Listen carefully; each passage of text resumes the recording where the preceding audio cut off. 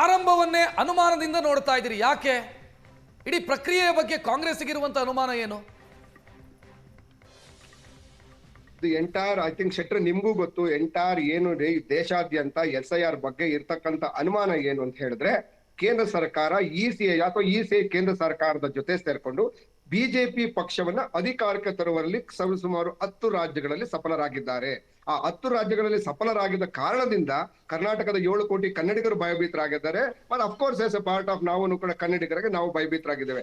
ಆದ್ರೆ ನಾವು ನಮ್ಮ ಪ್ರಯತ್ನವನ್ನ ನಾವು ಮಾಡ್ತಾ ಇದ್ದೇವೆ. ಯಾಕೆ ಬಿಹಾರದಲ್ಲಿ ಏನು SIR ಪ್ರೋಸೆಸ್ ಅನ್ನ ಕಳೆದ 12 ವರ್ಷದ ಅಧಿಕಾರದಲ್ಲಿ ಇದ್ರೂ ಕೂಡ ಇನ್ನು ಫೋರ್ಸ್ ಮಾಡದೆ ಆಲ್ ಆಫ್ ಸಡನ್ ಚುನಾವಣೆಗೆ ಕೇವಲ ಕೆಲವು ದಿನ ಇರ್ತಕ್ಕಂಥ ಸಂದರ್ಭದಲ್ಲಿ ಯಾವಾಗ ಆ SIR ಪ್ರಕ್ರಿಯೆಯನ್ನ ಮಾಡಿ ಸರಿಸುಮಾರು 65 ಲಕ್ಷ ಮತದಾರರನ್ನ ಡಿಲೀಟ್ ಮಾಡಿ ಚುನಾವಣೆಯಲ್ಲಿ ಗೆಲ್ತು. ಹಾಗೆ ಗೊತ್ತಾಯ್ತು ಬಿಜೆಪಿ ತನ್ನ ಸ್ವಂತ ಬಲದಿಂದ ಯಾವಾಗ್ಲೂ ಅಧಿಕಾರವನ್ನು ಮಾಡೋದಕ್ಕಾಗೋದಿಲ್ಲ, ಯಾವಾಗ್ಲೂ ಕೇವಲ ಈ ರೀತಿಯ ವಾಮ ಮಾರ್ಗದಿಂದ ಅಧಿಕಾರ. ರಘು ಅವರೇ, ನಾವು ರಾಜಕೀಯ ಮಾತನಾಡೋಣ, ಆದ್ರೆ ಒಂದೇ ಒಂದು ನಿಮಿಷ ರಾಜಕೀಯದ ಬಗ್ಗೆ ಮಾತನಾಡೋಣ.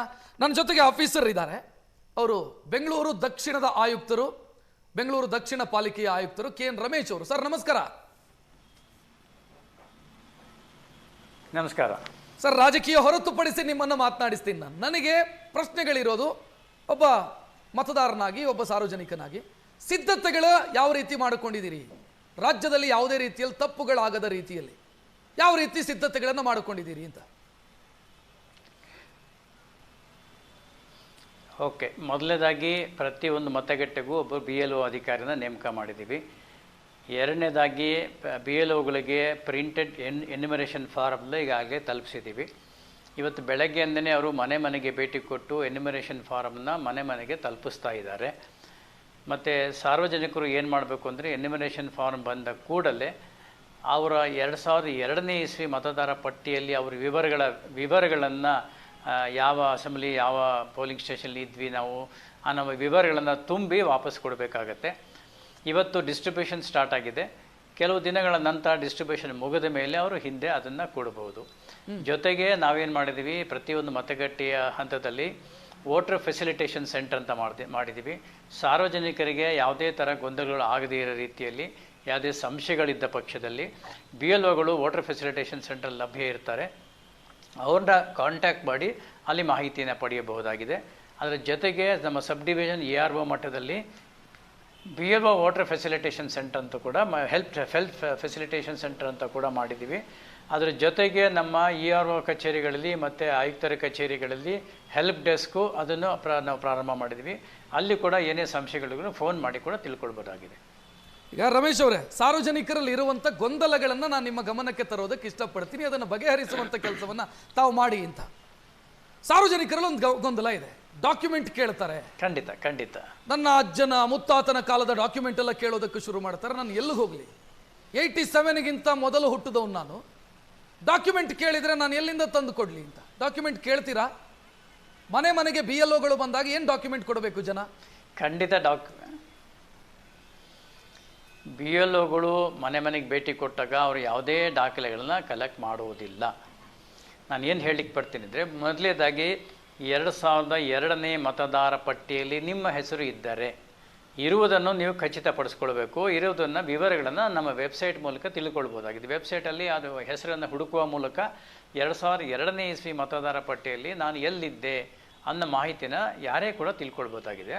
ಸೊ ಎನ್ಯುಮರೇಷನ್ ಫಾರಮಲ್ಲಿ 2002ನೇ ಇಸ್ವಿ ಮತದಾರ ಪಟ್ಟಿಯಲ್ಲಿ ಎಲ್ಲಿದ್ದೆ ಅದ್ರ ವಿವರಗಳನ್ನು ತುಂಬಿಕೊಟ್ರೆ ಸಾಕು. BLOಗಳು ಮನೆ ಭೇಟಿ ಕೊಟ್ಟಾಗ ಯಾವುದೇ ದಾಖಲೆಗಳನ್ನು ಅವರು ಕಲೆಕ್ಟ್ ಮಾಡುವುದಿಲ್ಲ. ಇದು ಮೊದಲನೇದು. ಎರಡನೇದು, ಎನ್ಯುಮರೇಷನ್ ಫಾರಮ್ನ ಫಿಲಪ್ ಮಾಡಿ ಸಹಿ ಮಾಡಿ ಕೊಟ್ಟರೆ ಅವರ ಹೆಸರುಗಳು ಖಂಡಿತವಾಗಿ ಕರಡು ಮತದಾರ ಪಟ್ಟಿ ಡ್ರಾಫ್ಟ್ ಎಲೆಕ್ಟ್ರಲ್ ರೋಲಲ್ಲಿ ಬಂದೇ ಬರುತ್ತೆ. ಹಾಗಾಗಿ ನಾವು ಯಾವುದೇ ಒಂದು ದಾಖಲೆಗಳನ್ನ ಕಲೆಕ್ಟ್ ಮಾಡಲಿಕ್ಕೆ ಹೋಗ್ತಾ ಇಲ್ಲ. ಜೊತೆಗೆ BLOಗಳು ಮನೆಗೆ ಬಂದಾಗ ವ್ಯಕ್ತಿ ಲಭ್ಯ ಇಲ್ಲದಿದ್ದರೆ ಅಥವಾ ವ್ಯಕ್ತಿ ಬೇರೆ ಊರಿಗೆ ಹೋಗಿದ್ದರೆ, 2-3 ಸಲ ಭೇಟಿ ಕೊಟ್ಟಾಗಲೂ ಕೂಡ ಮನೆ ಲಾಕ್ ಆಗಿದ್ರೆ ಇತ್ಯಾದಿ ಪ್ರಕರಣಗಳಲ್ಲಿ ಸಾರ್ವಜನಿಕರು ಆನ್ಲೈನ್ ಮೂಲಕ ಸ್ವತಃ ಕೂಡ ಎನ್ಯುಮರೇಷನ್ ಫಾರಮ್ನ ಸಬ್ಮಿಟ್ ಮಾಡಲಿಕ್ಕೆ ಅವಕಾಶ ಮಾಡಿ. ಸರ್, ಇದ್ರ ಬಗ್ಗೆ ಡೀಟೇಲ್ ಆಗಿ ಮಾತನಾಡೋಣ. ಆದರೆ ಅದಕ್ಕಿಂತ ಮೊದಲು ಒಂದು ಕ್ಲಿಯರ್ ಆಗಲಿ. ಒಂದು ವೇಳೆ 2002ರ ಪಟ್ಟಿಯಲ್ಲಿ ನನ್ನ ಹೆಸರಿಲ್ಲ ಅಥವಾ ನಾನು ಹೊಸ ಮತದಾರ, ನನಗೇನು ಆಪ್ಷನ್ನು?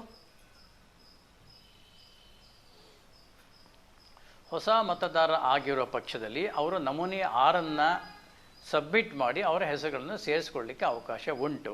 ಆದರೆ ನಮೂನೆ 6 ಸಬ್ಮಿಟ್ ಮಾಡುವಾಗ 3 ಕ್ಯಾಟಗರಿ ಮಾಡಿದ್ದಾರೆ. 2087ನೇ ಇಸ್ವಿಗಿಂತ ಮುಂಚೆ ಹುಟ್ಟಿದವರು ಏನು ಕೊಡಬೇಕು, ಬರೀ ಸೆಲ್ಫ್ಗೆ ಸಂಬಂಧಪಟ್ಟ ಡಾಕ್ಯುಮೆಂಟ್ ಕೊಟ್ಟರೆ ಸಾಕು. 87 ಇಂದ 2004 ತನಕ ಹುಟ್ಟಿದಂಥ ವ್ಯಕ್ತಿಗಳು ಏನು ಕೊಡಬೇಕು, ಸೆಲ್ಫ್ ಡಾಕ್ಯುಮೆಂಟ್ ಜೊತೆಗೆ ಅವ್ರ ತಂದೆ ತಾಯಿಗೆ ಸಂಬಂಧಪಟ್ಟ ಒಂದು ದಾಖಲೆಗಳನ್ನು ಕೊಡಬೇಕು. 2004 ನಂತರ ಹುಟ್ಟಿದಂಥ ವ್ಯಕ್ತಿಗಳಿಗೆ ಏನು ಕೊಡಬೇಕು ಅನ್ನೋ ಕೂಡ ವಿವರವಾದ ವರದಿಯನ್ನು ಎನ್ಯುಮರೇಷನ್ ಫಾರ್ಮ್ ಹಿಂಬದಿಯಲ್ಲೇ ಸಂಪೂರ್ಣವಾಗಿ ನೀಡಲಾಗಿದೆ. ಸೊ ಇದು 2002ರ ಪಟ್ಟಿಯಲ್ಲಿ ಇಲ್ಲದವರಿಗೆ, ಆ ಪಟ್ಟಿಯಲ್ಲಿ ಇಲ್ಲದವರಿಗೆ 2002ರ ಪಟ್ಟಿಯಲ್ಲಿ ಇದ್ದು ಅವರು ಹೆಸರು ವಿನಾಕ ಬೇರೆ ಬೇರೆ ಕಾರಣಗಳಿಂದ ಕರಡು ಮತದಾರ ಪಟ್ಟಿಯಲ್ಲಿ ಬಾರದೇ ಇದ್ದಾರೆ, ಅಂದರೆ ಅವರು ಎನ್ಯುಮರೇಷನ್ ಫಾರಮ್ ಸಬ್ಮಿಟ್ ಮಾಡಲಿಕ್ಕೆ ಆಗಲಿಲ್ಲ, ಮನೆ ಹೋದಾಗ ಲಾಕ್ ಆಗಿತ್ತು ಇತ್ಯಾದಿ ಈ ಥರ ಆಗಿದ್ದರೆ ಅವರೂ ಕೂಡ ನಮೂನೆ 6 ಕೊಟ್ಟು ಒಂದು ಅಡಿಷ್ನಲ್ ಡಿಕ್ಲರೇಷನ್ ಫಾರ್ಮ್ ಅಂತ ಇದೆ, ನಮೂನೆ 6 ಜೊತೆಗೆ ಅಡಿಷ್ನಲ್ ಹೆಚ್ಚುವರಿ ಡಿಕ್ಲರೇಷನ್ ಫಾರ್ಮನ್ನು ಕೊಟ್ಟರೆ ಅವ್ರ ಹೆಸರು ಕೂಡ ಮತದಾರ ಪಟ್ಟಿಯಲ್ಲಿ ಸೇರ್ಪಡೆ ಆಗುತ್ತೆ. ಈಗ ರಮೇಶ್ ಅವರೇ, ಇನ್ನೊಂದು ಪ್ರಶ್ನೆ ಬರುತ್ತೆ. ನಾನು ಬೆಂಗಳೂರಲ್ಲಿದ್ದೀನಿ, ನನ್ನ ತಂದೆ ತಾಯಿ ಸಮೇತ ಬೆಂಗಳೂರಲ್ಲಿದ್ದೀನಿ, ಊರಲ್ಲಿರೋ ಮನೆಗೆ ಲಾಕ್ ಮಾಡಿದ್ದೀನಿ, ಮನೆಯಲ್ಲಿ ಯಾರೂ ಇಲ್ಲ, ಊರಲ್ಲಿ ಯಾರೂ ಇಲ್ಲ, ನಾನೇನು ಮಾಡಬೇಕು?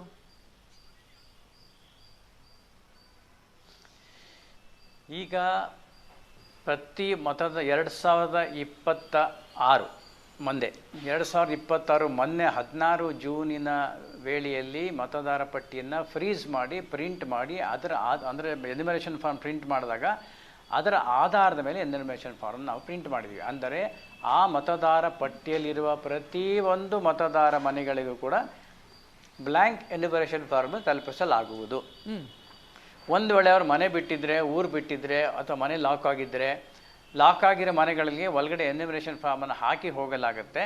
ಒಂದು ಸ್ಟಿಕ್ಕರ್ ಕೂಡ ಅಂಟಿಸ್ತಾರೆ ಲಾಕ್ ಆಗಿದೆ, ಅಥವಾ 1, 2, 3 ಬಾರಿ ಕೂಡ ಪುನಃ ಭೇಟಿ ಮಾಡ್ತಾರೆ. ಒಂದು ವೇಳೆ ಅವ್ರಿಗೆ ಸಿಕ್ಕಲೇ ಇಲ್ಲ ಅಂತ ಇಟ್ಕೊಂಡ, 3 ತಿಂಗಳು 2 ತಿಂಗಳು 4 ತಿಂಗಳು ಊರು ಬಿಟ್ಟು ಹೋಗಿದ್ದಾರೆ, ಕಂಪ್ಲೀಟ್ಲಿ ಲಾಕ್ ಆಗಿದೆ ಅಂದರೆ ಸಾರ್ವಜನಿಕರು ನಾವು ಏನು ಕೇಳ್ತೀವಿ ಅಂದರೆ ಆನ್ಲೈನಲ್ಲಿ ಕೂಡ ಎನ್ಯುಮರೇಷನ್ ಫಾರ್ಮನ್ನು ತಲುಪಿಸಲಿಕ್ಕೆ ಅವಕಾಶ ಉಂಟು, ಅವರು ಆನ್ಲೈನ್ ಕೂಡ ಸಬ್ಮಿಟ್ ಮಾಡ್ಬೋದು. ಆ ಹಿಂದೆ ಕೆಲವರು ಬಾಡಿಗೆ ಮೇಲೆ ಒಂದು ಕಡೆ ಇದ್ದು ಇನ್ನೊಂದು ಕಡೆ ಹೋಗಿದ್ದ ಪಕ್ಷದಲ್ಲಿ ಒಂದು ವೇಳೆ ಅವರು ಹಿಂದಿನ ಅಲ್ಲಿ ಬೇರೆ ಯಾರು ಬಾಡಿಗೆಗಿದ್ದಾರೆ ಅವ್ರನ್ನ ಕಾಂಟ್ಯಾಕ್ಟ್ ಮಾಡಿ ಆ ಎನ್ಯುಮರೇಷನ್ ಫಾರ್ಮ್ ಇವರಿಗೆ ತಲುಪಿಸಿದ್ರೆ ಒಟ್ಟಲ್ಲಿ ಆ ಎನ್ಯುಮರೇಷನ್ ಫಾರ್ಮ್ನಲ್ಲೇ ಅವರು ತುಂಬಿ ಕೂಡ ಕೊಟ್ಟರು ಕೂಡ ಅವ್ರ ಮತದಾರ ಪಟ್ಟಿಯಲ್ಲಿ ಹೆಸರು ಸೇರ್ಪಡೆ ಆಗುತ್ತೆ. ಮುಖ್ಯ ಉದ್ದೇಶ ಏನಪ್ಪ ಅಂದರೆ ಇದು 2025-26 ಮತದಾರ ಪಟ್ಟಿಯಲ್ಲಿ ಇರುವ ಪ್ರತಿಯೊಬ್ಬರು ಮತದಾರ ಹೆಸರನ್ನು ನಾವು ಇಲ್ಲಿ ಕರಡು ಮತದಾರ ಪಟ್ಟಿಯಲ್ಲಿ ಉಳಿಸಬೇಕಾದರೆ ಅವರು ತುಂಬಿದ ಸಹಿ ಮಾಡಿದ ಎನ್ಯುಮರೇಷನ್ ಫಾರ್ಮ್ನ ಕೊಡಬೇಕು. ಎನ್ಯುಮರೇಷನ್ ಫಾರ್ಮ್ ತುಂಬಿ ಕೊಟ್ಟರೆ ಎಲ್ಲರ ಹೆಸರುಗಳನ್ನು ನಾವು ಮತದಾರ ಪಟ್ಟಿಯಲ್ಲಿ ಕರಡು ಮತದಾರ ಪಟ್ಟಿಯಲ್ಲಿ ಸೇರ್ಪಡೆ ಮಾಡ್ತೀವಿ. ಸರ್ ಇಲ್ಲಿ ಇನ್ನೊಂದು ವಿಚಾರ ಸೇರ್ಪಡೆ ಮಾಡಬೇಕು. ಸರ್ ಸೇರಿಸಿ ಉತ್ತರ ಕೊಡಿ. ನಾನು ಮೈಸೂರಲ್ಲಿ ಸದ್ಯಕ್ಕಿದ್ದೀನಿ, ನಾನೊಂದು ಗ್ರಾಮೀಣ ಪ್ರದೇಶದ ವ್ಯಕ್ತಿ ಅಂತ ಅನ್ಕೊಳ್ಳಿ. ಗ್ರಾಮೀಣ ಪ್ರದೇಶದಲ್ಲಿ ನನ್ನ ಮನೆ ಇದೆ, ಮೈಸೂರಲ್ಲೇ ಇದ್ದೀನಿ. ಇನ್ನೊಂದು 2 ತಿಂಗಳು ನನಗೆ ನನ್ನ ಊರಿಗೆ ಹೋಗೋದಕ್ಕಾಗಲ್ಲ ಅಂತ ಅನ್ಕೊಳ್ಳೋಣ. ಆಯ್ತು, ನಾನು ಮೈಸೂರಲ್ಲೇ ಕೊಡೋದಕ್ಕೆ ಅವಕಾಶ ಇದೆಯಾ? ಮೈಸೂರಲ್ಲೇ ಫಾರ್ಮ್ ತುಂಬಿ ಕೊಡೋದಕ್ಕೆ ಅವಕಾಶ ಇದೆಯಾ?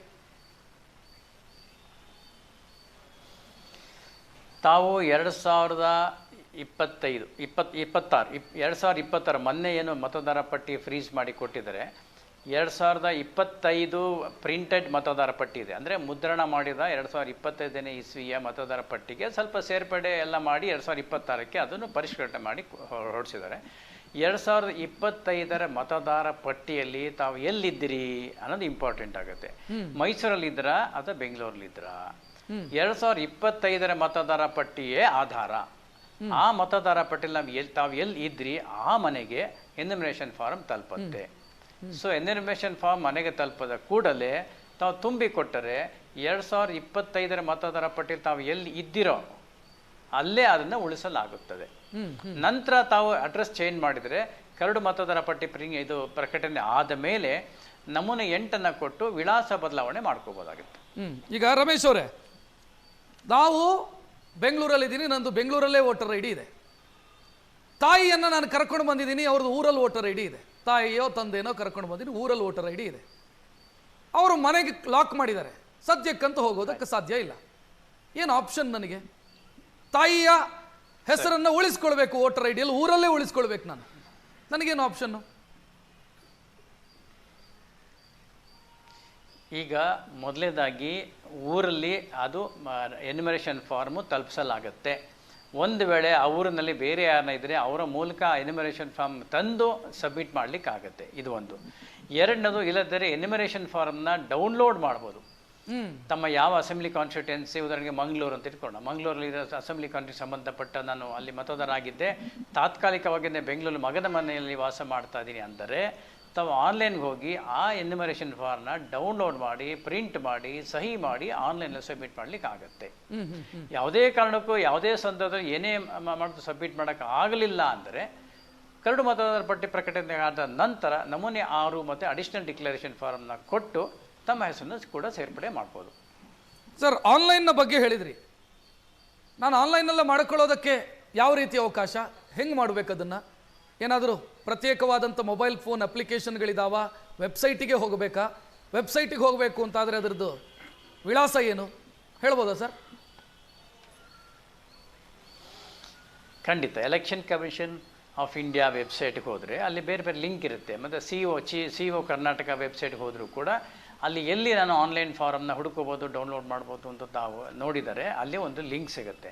ಆ ಲಿಂಕಲ್ಲಿ ಹೋಗಿ ತಾವು ಯಾವ ಅಸೆಂಬ್ಲಿ ಕಾನ್ಸ್ಟಿಟ್ಯೂನ್ಸಿ, ಯಾವ ಜಿಲ್ಲೆ, ಯಾವ ಕ್ಷೇತ್ರ, ಯಾವ ಅಸೆಂಬ್ಲಿ ಕಾನ್ಸ್ಟಿಟ್ಯೂನ್ಸಿ ಕೆಲವು ವಿವರಗಳನ್ನು ಅದಕ್ಕೆ ಕೊಟ್ಟರೆ ತಮ್ಮ ಒಂದು ಎನ್ಯುಮರೇಷನ್ ಫಾರಮ್ನ, ಯಾಕಂದರೆ ಎನ್ಯುಮರೇಷನ್ ಫಾರ್ಮು ಬೇರೆ ಎನ್ಯುಮರೇಷನ್ ಇನ್ನೊಬ್ಬರು ಡೌನ್ಲೋಡ್ ಮಾಡೋಕ್ಕಾಗಲ್ಲ, ಪ್ರಿಂಟೆಡ್ ಅಂತ ಹೇಳಿದೆ. ಪ್ರತಿಯೊಂದು ಎನ್ಯುಮರೇಷನ್ ಫಾರ್ಮಿನ ಮೇಲೆ ಆ ಮತದಾರರ ಹೆಸರು, ವಿವರಗಳು ಮುದ್ರಿತ ಆಗಿಯೇ ಬರುತ್ತದೆ. ಸೊ ಅದೇ ಅವ್ರಿಗೆ ಸಂಬಂಧಪಟ್ಟ ಎನ್ಯುಮರೇಷನ್ ಫಾರಮನ್ನೇ ಅವರು ಡೌನ್ಲೋಡ್ ಮಾಡಿ ಪ್ರಿಂಟ್ ಮಾಡುವ ಕಾರಣ ಅವರು ಯಾವ ಅಸೆಂಬ್ಲಿ ಕ್ಷೇತ್ರಕ್ಕೆ ನಾನು ಮತದಾರ ಆಗಿದ್ದೆ, ಅದು 2025 ಇಸ್ವಿಯಲ್ಲಿ ಎಲ್ಲಿ ವಾಸ ಇದ್ದೆ ಅದನ್ನ ವಿವರನ ಕೊಟ್ಟರೆ ಅದು ತೋರಿಸುತ್ತೆ. ಅಲ್ಲಿ ಅವ್ರು ಡೌನ್ಲೋಡ್ ಮಾಡಿ ಪ್ರಿಂಟ್ ಮಾಡಿ ಅದನ್ನು ಫಿಲ್ಅಪ್ ಮಾಡಿ ಕೂಡ ಆನ್ಲೈನ್ ಸಬ್ಮಿಟ್ ಮಾಡ್ಲಿಕ್ಕೆ ಅವಕಾಶ ಉಂಟು. ಆನ್ಲೈನಲ್ಲೇ ಸಬ್ಮಿಟ್ ಮಾಡೋದಕ್ಕೆ ಅವಕಾಶ ಇದೆಯಾ ಸರ್? ಆನ್ಲೈನಲ್ಲೇ ನಾನು ಡೌನ್ಲೋಡ್ ಮಾಡ್ಕೋತೀನಿ, ಆನ್ಲೈನಲ್ಲೇ ಸಬ್ಮಿಟ್ ಮಾಡ್ಬೋದು? ಖಂಡಿತ ಖಂಡಿತ ರಮೇಶ್ ಸರ್, ಖಂಡಿತ ಇದೆ. ಆನ್ಲೈನ್ ಆಪ್ ಸಬ್ಮಿಟ್ ಮಾಡುವಾಗ ಕೆಲವು ದಾಖಲೆಗಳನ್ನ ಕೇಳುತ್ತೆ, ದಾಖಲೆಗಳನ್ನ ತಾವು ಸಬ್ಮಿಟ್ ಮಾಡಿ. ಯಾವುದು ಸರ್ ಡಾಕ್ಯುಮೆಂಟ್? ಈಗ ಮನೆಗೆ ಬಂದ್ರೆ ಡಾಕ್ಯುಮೆಂಟ್ ಕೇಳಲ್ಲ ಅಂತ ಹೇಳಿ 2002ರ ಪಟ್ಟಿಯಲ್ಲಿದ್ರೆ ಕೇಳಲ್ಲ ಅಂತ ಹೇಳಿದ್ರಿ. ಆನ್ಲೈನಲ್ಲಿ ನಾನು ಏನು ಡಾಕ್ಯುಮೆಂಟ್ ಕೊಡಬೇಕು? ಇಲ್ಲ ಹೇಳ್ತೀನಿ. ಯಾಕೆ ಅಂದರೆ ಮನೆಗೆ ಭೇಟಿ ಕೊಟ್ಟಾಗ BLO ಅವರಿಗೆ ಆ ಮನೆಯಲ್ಲಿ ವಾಸ ಇರುವುದನ್ನು ಖಾತ್ರಿಪಡಿಸ್ಕೊಂಡು BLO ವರದಿ ತರ್ತಾರೆ. ಅಂದರೆ ನಾನು ಭೇಟಿ ಕೊಟ್ಟಾಗ ಇಂಥ ಮತದಾರರು ಈ ಮನೆಯಲ್ಲಿ ವಾಸವಾಗಿದ್ದರು, ಇವರು ವಾಸ ಸ್ಥಳ ಇತ್ಯಾದಿ ಸರಿ ಇರುತ್ತದೆ ಅಂತ ಅವರು ಎನ್ಯುಮರೇಷನ್ ಫಾರ್ಮ್ನಲ್ಲಿ ಸಹಿ ಮಾಡಿ ದೃಢೀಕರಣ ಮಾಡಿ ವಾಪಸ್ ತರ್ತಾರೆ. ಅದರ ಆಧಾರದ ಮೇಲೆ ಮತದಾರ ಪಟ್ಟಿಯಲ್ಲಿ ನಾವು ಸೇರಿಸ್ತೀವಿ. ಆನ್ಲೈನ್ ಸಬ್ಮಿಷನ್ ಮಾಡಲಿಕ್ಕೆ ಹೋದರೆ ಏನಾಗುತ್ತೆ, ಉದಾಹರಣೆಗೆ ಅವರು ಮೈಸೂರಿನಲ್ಲಿ ಆನ್ಲೈನ್ ಸಬ್ಮಿಷನ್ ಮಾಡೋಕ್ಕೆ ಹೋಗ್ತಾರೆ. ಆನ್ಲೈನ್ ಸಬ್ಮಿಷನ್ ಮಾಡೋಕ್ಕೆ ಹೋದಾಗ ಮೈಸೂರು ವಾಸನೆ ಇಲ್ಲದೆ ಇರ್ಬೋದು, ಅವರು ಆನ್ಲೈನ್ ಎಲ್ಲಿಂದ ಎಲ್ಲಿಗೆ ಬೇಕೋ ಯಾರು ಬೇಕೋ ಸಬ್ಮಿಟ್ ಮಾಡ್ಬೋದು. ಕರೆಕ್ಟ್. ಹಾಗಾಗಿ ಅಲ್ಲೇನಾಗುತ್ತೆ, BLO ಮನೆಗೆ ಭೇಟಿ ಕೊಟ್ಟು ಪರಿಶೀಲನೆ ಮಾಡಿರಲ್ಲ. ಆದ ಕಾರಣ ಆ ಮನೆಗೆ ಸಂಬಂಧಪಟ್ಟ ವಾಸ ದೃಢೀಕರಣ ಪತ್ರ, ಮನೆ ಅಡ್ರೆಸ್ ಪ್ರೂಫು, ಇನ್ನೊಂದು ಸುಮಾರು ಡಾಕ್ಯುಮೆಂಟ್ ಏನಿದೆ ಅದನ್ನು ಅವರು ಅದರ ಫಾರಮಿನ ಜೊತೆಗೆ ಸಬ್ಮಿಟ್ ಮಾಡಿದಾಗ ಏನಾಗುತ್ತೆ, ಎನ್ಯುಮರೇಷನ್ ಫಾರ್ಮ್ ಸಬ್ಮಿಟ್ ಮಾಡಿದ್ದಾರೆ ಅಂತಲೂ ಆಗುತ್ತೆ, ಮತ್ತು ಅಲ್ಲೇ ವಾಸ ಮಾಡ್ತಾ ಇದ್ದೀನಿ ಅನ್ನೋದಕ್ಕೆ ಒಂದು ದಾಖಲೆ ಕೂಡ ಸಿಗುತ್ತೆ. ಅವೆರಡು ಸಿಕ್ಕಿದ ಮೇಲೆ ಮತದಾರ ಪಟ್ಟಿಲಿ ಹೆಸರು ಸೇರ್ಪಡೆ ಆಗುತ್ತೆ. ಇಲ್ಲದೇ ಏನಾಗುತ್ತೆ, BLO ನೋಡಿಲ್ಲ, ಪರಿಶೀಲನೆ ಮಾಡಿಲ್ಲ, ಎಲ್ಲಿಂದ ಎಲ್ಲಿ ಯಾರು ಬೇಕಾದ್ರೂ ಆನ್ಲೈನ್ ಮಾಡ್ಬೋದಲ್ಲ, ಆ ಒಂದು ಕಾರಣಕ್ಕೋಸ್ಕರ ವಾಸಕ್ಕೆ ಸಂಬಂಧಪಟ್ಟ ಒಂದು ದಾಖಲೆಗಳನ್ನು ಸಲ್ಲಿಸಿದ್ರೆ ಅದು ಅವ್ರ ಪರಿಶೀಲನೆ ಮಾಡಿ. ಈ ತಲೆನೋವಿಗಿಂತ ಇರೋ ಜಾಗದಲ್ಲೇ ಕೊಡೋದು ಸೂಕ್ತ ಅಂತ ಅನ್ಸುತ್ತೆ. ಹಂಗಿದ್ರೆ ಈ ವಾಸ ದೃಢೀಕರಣ ಪತ್ರ ಇನ್ನೊಂದು ಮತ್ತೊಂದು ಡಾಕ್ಯುಮೆಂಟ್ ಹುಡುಕೋದಕ್ಕಿಂತ ಮನೆಯಲ್ಲೇ ಕೊಡೋದು ಬೆಟರ್. ಖಂಡಿತ. ಅದ್ರ ಜೊತೆಗೆ ನಾವು ಹೇಳಿದ್ನಲ್ಲ, ಪ್ರತಿಯೊಂದು ಮತಗಟ್ಟೆಯ ಹಂತದಲ್ಲಿ ಕೂಡ ವೋಟರ್ ಫೆಸಿಲಿಟೇಷನ್ ಸೆಂಟರ್ ಅಂತ ನಾವು ಓಪನ್ ಮಾಡಿದ್ದೀವಿ.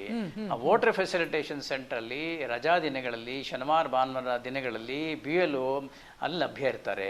ಅಲ್ಲೂ ಕೂಡ ಹೋಗಿ ಭೇಟಿ ಕೊಟ್ಟು ಅಲ್ಲಿ ಅವ್ರನ್ನ ಭೇಟಿ ಮಾಡಿ ಹೇಗೆ ತುಂಬಬೇಕು ಫಾರಮ್ ಅಂತ ಅವರು ತಿಳಿದುಕೊಂಡು ಅಲ್ಲೇ ಸಹಿ ಮಾಡಿ ಅಲ್ಲೇ ಕೂಡ ಕೊಡ್ಲಿಕ್ಕೆ ಅವಕಾಶ ಉಂಟು. ಜೊತೆಗೆ ಮನೆಗೆ ಬಂದಾಗ ಕೂಡ ಅದನ್ನು ತುಂಬಿಕೊಡ್ಲಿಕ್ಕೆ ಕೂಡ ಅವಕಾಶ ಉಂಟು. BLA ಮತ್ತು BLO ಅವರುಗಳು ಅವರಿಗೆ ಒಂದು ಸಹಾಯ ಮಾಡ್ತಾರೆ. ಮತದಾರ ಪಟ್ಟಿಯಲ್ಲಿ ಹೇಗೆ ಹುಡುಕಬೇಕು, ನಮೂನೆಗಳನ್ನು ಹೇಗೆ ತುಂಬಬೇಕು, ಏನೇನು ಡಾಕ್ಯುಮೆಂಟ್ ಕೊಡಬೇಕು, ಡಾಕ್ಯುಮೆಂಟ್ ಕೊಡೋ ಅವಶ್ಯಕತೆ ಇದೆಯಾ ಇಲ್ವಾ, ಎಲ್ಲ ಮಾಹಿತಿಯನ್ನು BLO ಕಡೆ BLA ಕಡೆ ಸಿಗುತ್ತೆ. ಅವರ ಸಹಾಯದಿಂದ ಕೂಡ ಅದನ್ನು ತುಂಬಿ ನಮಗೆ ಸಬ್ಮಿಟ್ ಮಾಡಲಿಕ್ಕೆ ಅವಕಾಶ ಉಂಟು. ಸರ್, ಇವತ್ತು ಬೆಳಗ್ಗೆ ಚೆಕ್ ಮಾಡ್ತಾ ಇದ್ದೆ, ನಿಮ್ಮ ಚುನಾವಣಾ ಆಯೋಗ ತಾವು ಹೇಳಿದ್ರಲ್ಲ, ಈಗ ವೆಬ್ಸೈಟ್ ಚೆಕ್ ಮಾಡ್ತಾ ಇದ್ದೆ, ಕರ್ನಾಟಕ ತೋರಿಸ್ತಾ ಇರಲಿಲ್ಲ. ಬೆಳಗ್ಗೆ ನಾನು 7:30-8 ಗಂಟೆ ಹೊತ್ತಿಗೆ ಚೆಕ್ ಮಾಡಿದೆ, ಕರ್ನಾಟಕ ತೋರಿಸ್ತಾ ಇರಲಿಲ್ಲ. ಓಪನ್ ಆಯ್ತಾ? ಈಗ ಆಪ್ಷನ್ ಓಪನ್ ಆಗಿದೆಯಾ ಕರ್ನಾಟಕಕ್ಕೆ ಸಂಬಂಧಿಸಿ? ಅಲ್ಲ, ಖಂಡಿತ ಓಪನ್ ಆಗಿದೆ. CO ವೆಬ್ಸೈಟಲ್ಲೂ ಸಿಗುತ್ತೆ, ಎಲೆಕ್ಷನ್ ECI ವೆಬ್ಸೈಟ್ ಕೂಡ ಮಾಹಿತಿ ಸಿಗುತ್ತೆ. ಅಲ್ಲಿ ಏನು ಸಿಗುತ್ತೆ, ಮೊದಲೇದಾಗಿ 2025 ಮತದಾರ ಪಟ್ಟಿಯ ವಿವರಗಳು ಸಿಗುತ್ತೆ, ಅಲ್ಲಿ ನಿಮ್ಮ ಹೆಸರು ಹುಡುಕ್ಬೋದು. 2002 ಮತದಾರ ಪಟ್ಟಿ ಕೂಡ ಅದ್ರಲ್ಲಿ ಹಾಕಿದ್ದಾರೆ, ಅದನ್ನು ಕೂಡ ಡೌನ್ಲೋಡ್ ಮಾಡೋದು, ಅಲ್ಲಿ ಕೂಡ ಹುಡುಕ್ಬೋದು. ಮೂರನೇದು ತಮ್ಮ ಹೆಸರು 2002ನೇ ಇಸ್ವಿ ಮತದಾರ ಪಟ್ಟಿಯಲ್ಲಿ ಎಲ್ಲಿ ಇತ್ತು ಅನ್ನೋದನ್ನು ಕೂಡ ಹುಡುಕ್ಬೋದು. 25 ಮತದಾರ ಪಟ್ಟಿಲಿನ ಹೆಸರು ಎಲ್ಲಿತ್ತು ಅನ್ನೋದನ್ನು ಕೂಡ ಹುಡುಕ್ಬೋದು. ಜೊತೆಗೆ ಎನ್ಯುಮರೇಷನ್ ಫಾರ್ಮ್ ಎಲ್ಲಿ ಡೌನ್ಲೋಡ್ ಮಾಡಬೇಕು, ಹೇಗೆ ಫಿಲಪ್ ಮಾಡಬೇಕು ಅದನ್ನು ಕೂಡ ವೆಬ್ಸೈಟಲ್ಲಿ ನೋಡ್ಬೋದಾಗಿದೆ.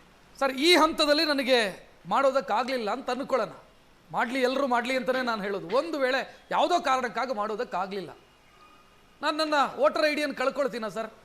ಮತಪಟ್ಟಿಯಲ್ಲಿ ನನ್ನ ಹೆಸರು ಹೋಗಿಬಿಡುತ್ತಾ? ಹಾಗಿದ್ರೆ ಆಪ್ಷನ್ ಏನು ಮುಂದಕ್ಕೆ? ಇಲ್ಲ, ಖಂಡಿತ ಇಲ್ಲ. ಕರಡು ಮತದಾರ ಪಟ್ಟಿ 5 ಆಗಸ್ಟ್ ಏನು ಪ್ರಕಟಣೆ ಆಗುತ್ತೆ, 5 ಆಗಸ್ಟ್ ಪ್ರಕಟಣೆ ಆದಮೇಲೆ 5 ಆಗಸ್ಟಿಂದ 4 ಸೆಪ್ಟೆಂಬರ್ ತನಕ ಕ್ಲೇಮ್ಸ್ ಆ್ಯಂಡ್ ಅಬ್ಜೆಕ್ಷನ್ ಸಲ್ಲಿಸಲಿಕ್ಕೆ ಅವಕಾಶ ಮಾಡಿಕೊಡಲಾಗಿದೆ. ಆ ಕ್ಲೇಮ್ಸ್ ಆ್ಯಂಡ್ ಅಬ್ಜೆಕ್ಷನ್ ಟೈಮಲ್ಲೂ ಕೂಡ ಯಾರು ತಮ್ಮ ಹೆಸರು ಸೇರ್ಪಡೆ ಮಾಡೋಕ್ಕಾಗಲಿಲ್ಲ ಅವರು ಪುನಃ ನಮೂನೆ 6 ಕೊಟ್ಟು, ಹೊಸದಾಗಿ ಆದರೆ ನಮೂನೆ 6 ಕೊಟ್ಟು ಸೇರ್ಪಡೆ ಮಾಡ್ಬೋದು. ಪ್ಲಸ್ ಡಾಕ್ಯುಮೆಂಟ್ಸ್ ಏನು ಪ್ರಿಸ್ಕ್ರೈಬ್ ಡಾಕ್ಯುಮೆಂಟ್ಸ್ ಕೊಡಬೇಕಾಗತ್ತೆ. 2002ನೇ ಇಸ್ವಿಲಿಗೆ ಆಗಲೇ ಮತದಾರ ಪಟ್ಟಿಲಿ ಹೆಸರು ಇದ್ದರೆ ನಮೂನೆ 6 ಮತ್ತು ಒಂದು ಅಡಿಷನಲ್ ಡಿಕ್ಲರೇಷನ್ ಫಾರಮ್ ಅಂತಿದೆ, ಅದನ್ನು ಕೊಟ್ಟು ಕ್ಲೇಮ್ಸ್ ಆ್ಯಂಡ್ ಅಬ್ಜೆಕ್ಷನ್ ಪೀರಿಯಡಲ್ಲೂ ಕೂಡ ಅವ್ರ ಹೆಸರನ್ನ ಸೇರ್ಪಡೆ ಮಾಡ್ಲಿಕ್ಕೆ ಆಗತ್ತೆ. ಎಲ್ಲಿ ಕೊಡಬೇಕು? ಮತದಾರ ಪಟ್ಟಿ ಪರಿಷ್ಕರಣೆ ಯಾರಿಗೆ ಸಬ್ಮಿಟ್ ಮಾಡಬೇಕು ಅದನ್ನ? ಮತದಾರ ನೋಂದಣಾಧಿಕಾರಿಗಳು, ಸಹಾಯಕ ಮತದಾರ ನೋಂದಣಾಧಿಕಾರಿಗಳು ಅಂತಿರ್ತಾರೆ, ಅವರ ಕಚೇರಿಗೆ ಅದನ್ನು ಸಬ್ಮಿಟ್ ಮಾಡ್ಬೋದು, ರಿಜಿಸ್ಟರ್ ಪೋಸ್ಟ್ ಮಾಡ್ಬೋದು, ಅಥವಾ ಆನ್ಲೈನಲ್ಲಿ ಕೂಡ ಫಾರಮ್ ನಮೂನೆ 6ನ ಆನ್ಲೈನ್ ಕೂಡ ಫಿಲಪ್ ಮಾಡಿ ವೆಬ್ಸೈಟಿನ ಮೂಲಕ ಕೂಡ ಅದನ್ನು ಸಬ್ಮಿಟ್ ಮಾಡಲಿಕ್ಕೆ ಅವಕಾಶ ಉಂಟು. Yes, thank you Ramesh sir. ಬಹಳಷ್ಟು ಗೊಂದಲಗಳನ್ನು ನಮ್ಮ ವೀಕ್ಷಕರಿಗಿದ್ದಂಥ ಜನರಿಗಿದ್ದಂಥ ಗೊಂದಲಗಳನ್ನು ಬಗೆಹರಿಸಿದ್ರಿ.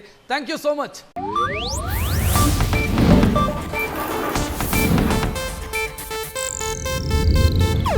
ಇದು ಏಷ್ಯಾನೆಟ್ ನ್ಯೂಸ್ ನೆಟ್ವರ್ಕ್ ಪ್ರಸ್ತುತಿ.